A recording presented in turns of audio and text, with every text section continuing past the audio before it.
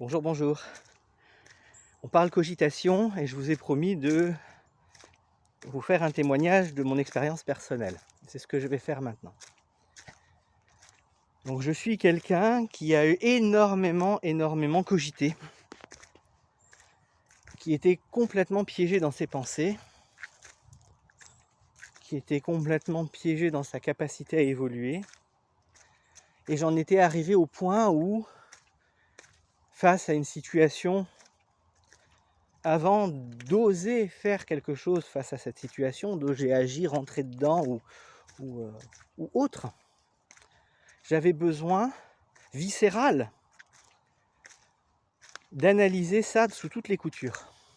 Au point que parfois, pendant des mois, tous les jours, j'allais imaginer des dizaines et des dizaines de scénarios sur ce qui pourrait se passer quand je me retrouverais face à la situation.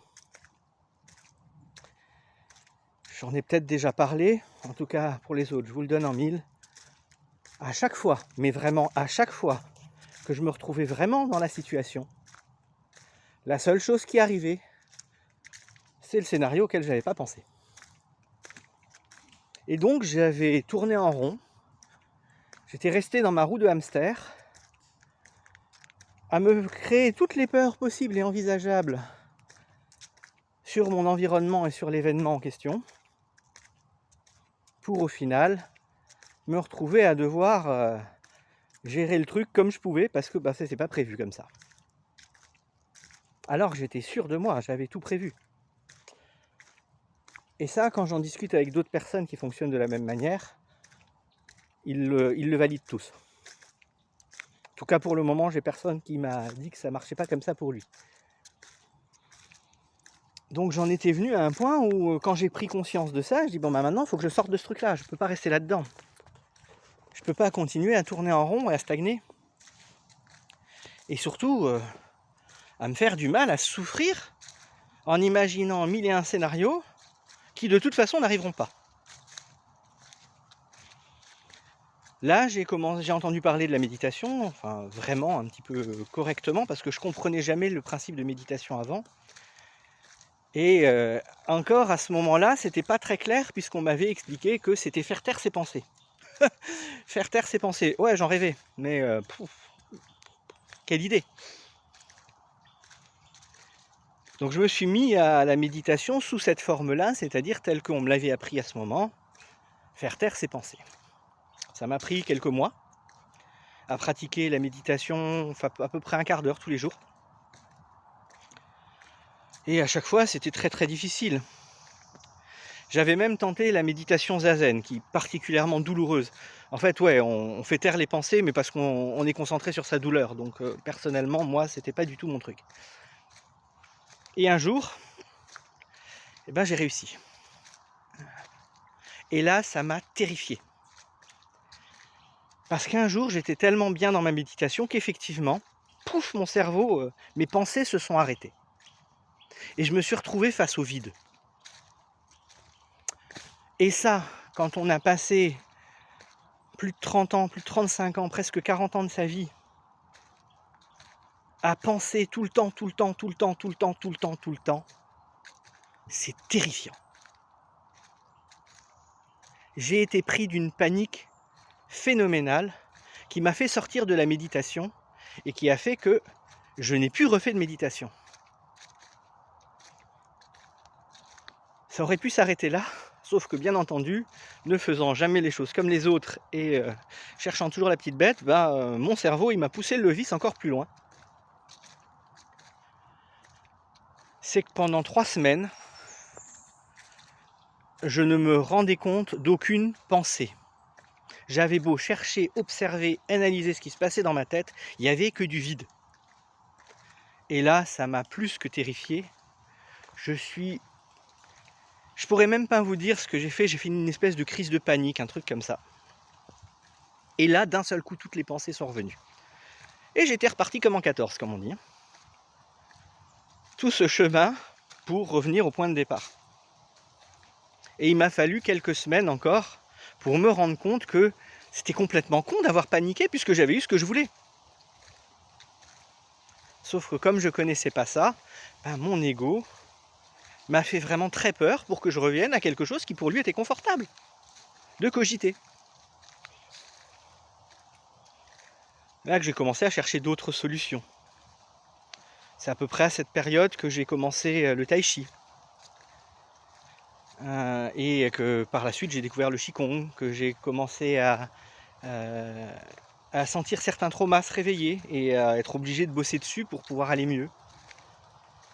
Et c'est à ces périodes-là que j'ai commencé par exemple avec le FT, que j'ai laissé tomber maintenant parce que c'était trop doux et pas assez rapide, pas assez puissant pour moi. Mais ça a été des premiers outils qui m'ont permis de comprendre un peu tout ça. Et au final, c'est ma formation en TPE, en technique de pacification émotionnelle, qui m'a permis de comprendre comment ça marche et de comprendre pourquoi j'y arrivais pas. Et de comprendre pourquoi la plupart des choses qu'on nous explique, c'est complètement absurde, mais on utilise les mauvais mots, on tape à côté. Et forcément, si c'est mal expliqué, ça peut pas être bien pratiqué.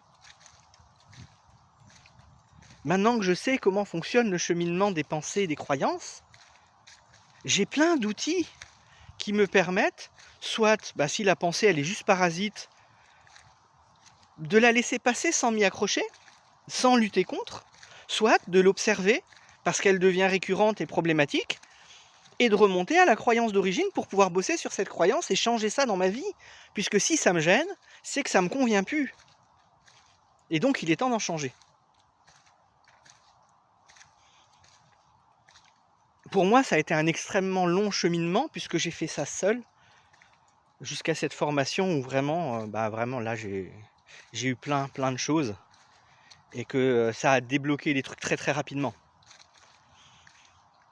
Alors bien entendu, si je vous dis que mon cheminement jusqu'à aujourd'hui, depuis le début de ma formation, ça fait à peu près 3 ans et demi, ça peut paraître long.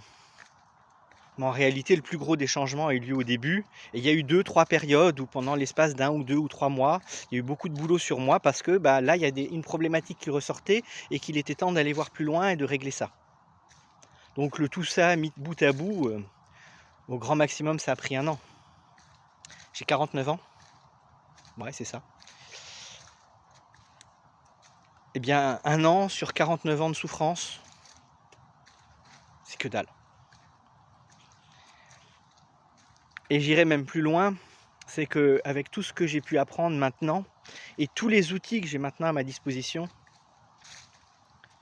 quelqu'un qui vient me voir et qui veut régler ses problèmes, ça va dépendre bien sûr du rythme auquel il veut me voir et du nombre de problèmes qu'il veut régler, parce que certaines choses vont être réglées en 1 ou 2 séances, et d'autres vont demander plus de temps. Mais sur une vraiment grosse problématique, jusqu'à présent, si on reste focalisé sur cette problématique, j'ai jamais eu à atteindre les 10 séances. Ça ne m'est jamais arrivé. Voilà. Donc, si vous vous retrouvez dans ces situations-là, bien sachez que je peux vous aider. Si vous avez vraiment envie de tenter quelque chose de différent, si vous avez vraiment envie de vous en sortir, quel que soit le temps derrière vous pendant lequel vous avez traîné tout ça, venez me voir. Et si vous n'osez pas venir me voir, déjà appelez-moi ou contactez-moi par mail ou par Messenger et on discute. Et on voit comment vous vivez les choses et ce que je pense que je peux ou non faire pour vous. Parce que dans certains cas, effectivement, c'est assez rare, mais ça peut arriver que je dise à la personne, là, désolé, c'est pas de mon domaine. Comme dit, il n'y a plus qu'à. Allez-vous oser vous mettre en action et vraiment chercher à changer ça définitivement? Si c'est le cas, je vous attends. À bientôt. Ciao, ciao.